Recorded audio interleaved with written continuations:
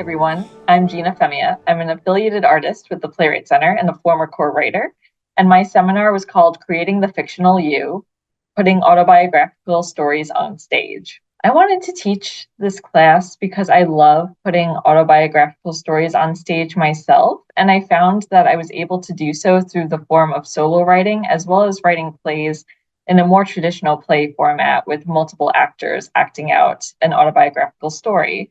And in doing research for both of those forms of writing myself, I came across a lot of great examples. And so I wanted to put all of that together and give it to anybody who's interested in putting autobiographical stories on stage or learning more about it, because I think that we all have a story to tell. And I hope that there's inspiration in hearing about how other people tell their stories. So I hope that students walk away with a few big ideas, and I hope that they walk away with more ideas than even I have, for that from my point of view. But I think one of the biggest ones is that they can put their autobiographical stories on stage in any form that they wish, and that it can be larger and more creative than perhaps the way it happened in real life. So I hope that they're able to really embrace the creative forms that these stories can inhabit, and don't feel pressured to put the entirety of their story on stage. A phrase that I like to use a lot is that our lives are both singular and infinite. And I say singular because they are our one life, and infinite because even within the moments that we have lived, when we think about telling stories about those moments, there's actually an infinite amount of ways to do so.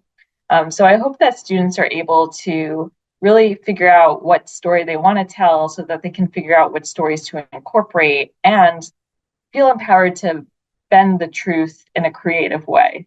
One of my favorite exercises to do if you are feeling like you don't have a story to tell or that you don't really know what story you should focus on, I would love for you to set a timer for 5 minutes.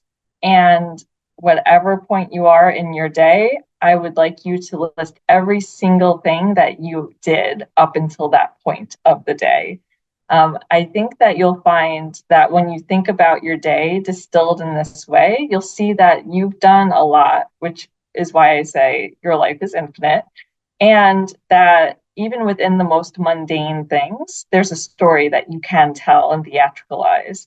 After you've written those, however long your list is, then I would love for you to choose the most mundane thing and try to dramatize it in either a monologue or a scene, just to see what happens if you take something that is normally boring in your life and you theatricalize it.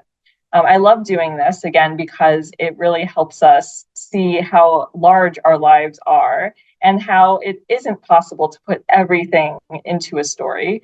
But it also bends our minds to think about our mundane, or something that we would think of as mundane, how it can be turned into a dramatic theatrical event if we put our minds to it in that way.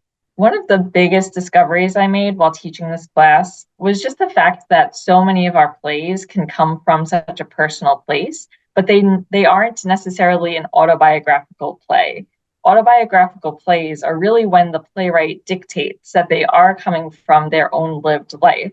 So plays that have the playwright explicitly as a character are autobiographical, while plays that aren't as explicit might not be. And so there's a difference between a play like We Had Gone by Qui Gwyn, who has the character of the playwright say that their name is Qui Gwyn, and a difference between Long Day's Journey into Night by Eugene O'Neill, where the characters are very much pulled from his life, but none of them are named Eugene or playwright. And so there is a difference between that way, but it is a very murky thing. And I think that's something to think about when we create an autobiographical play where it's explicitly pulled from our lives versus a play that is from us, so is very personal, but isn't necessarily autobiographical. So some resources for this topic. I think it's great if you are trying to pull something from your own lived experience, that you can treat yourself like your own subject and your own research partner.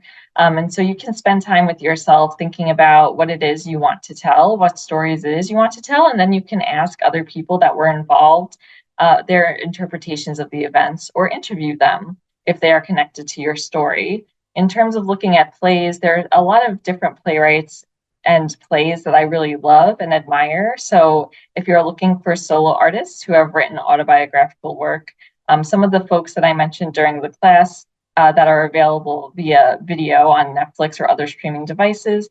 John Leguizamo's Latin History for Morons is available to watch, as well as any of Spalding Gray's work, although my favorite is Monster in a Box, which is available to watch on YouTube.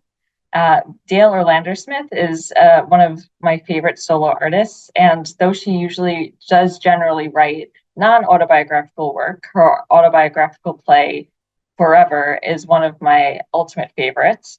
And if you are looking for a multi-actor play that I feel like is exemplary of the form, I would look at Lisa Krone's Well.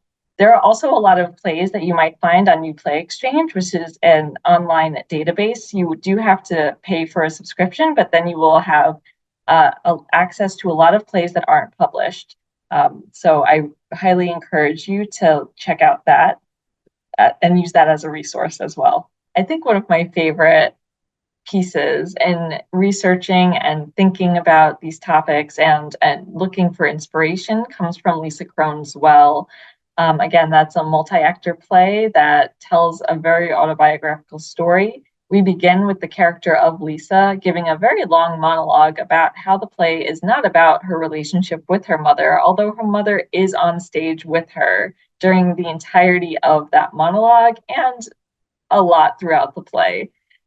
In this monologue, we see how Lisa, the character, is kind of setting herself up to be an unreliable protagonist, which I think is really compelling, especially as we think about ourselves telling our own autobiographical work. We don't have to tell the truth as it happened, because our truth is going to be split into different versions based on how other people perceived it. So the most important version of the truth that you are writing is your own, and you can be an unreliable protagonist in your own story.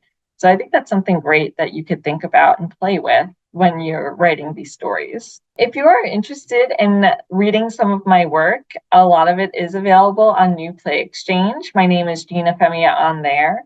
You can also check out my website, which is femiagina.com. And if you'd like to hang out on social media with me, you can mostly find me on Instagram, and that my handle there is @Harry the Houdini.